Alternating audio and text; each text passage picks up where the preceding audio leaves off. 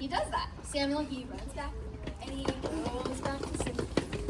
But again, he hears a voice. Samuel. So again, he wakes up.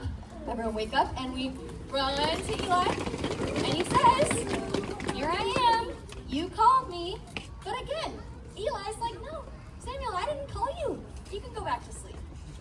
So he's a little confused now, but Samuel, he obeys, and he goes back, and he goes to sleep. And another time, Samuel.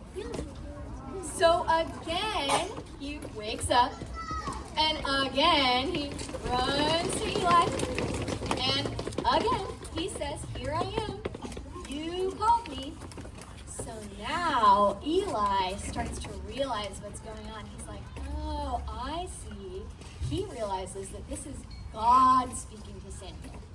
So, he tells him, go and lie down, and if he calls you, say, speak, Lord, for your servant is listening. So now, Samuel, he goes back to bed, and again, he hears the voice, Samuel. But this time, he stays where he is, he's lying in bed, and he answers the voice. He says, speak, Lord, for your servant is listening. And guess what? God does speak. And he tells Samuel all about Eli's family. He tells him what's going to happen with Eli and with his sons. But here's the thing. It wasn't very good news. So, Samuel, the night passes and the morning comes. Samuel wakes up and he starts just doing his normal things. He's doing his chores around the tabernacle. He's opening up the doors of the church. But he's really nervous while he's doing all this because he doesn't want to have to tell Eli the bad news.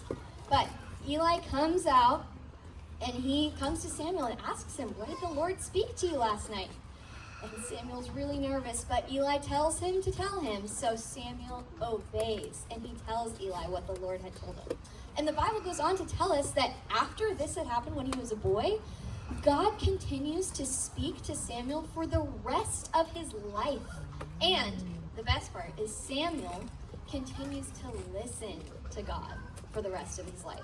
You guys, this story is so important because it shows us that God can speak to us and that he can use us to show his love to others. But you guys, that's not even the best part. Do you want to know the best part? Yeah? The best part is that God speaks to you. Even you guys, while you're young, all of you, he can speak to you and he uses you to show his love to others. For Samuel, he heard God's voice, right?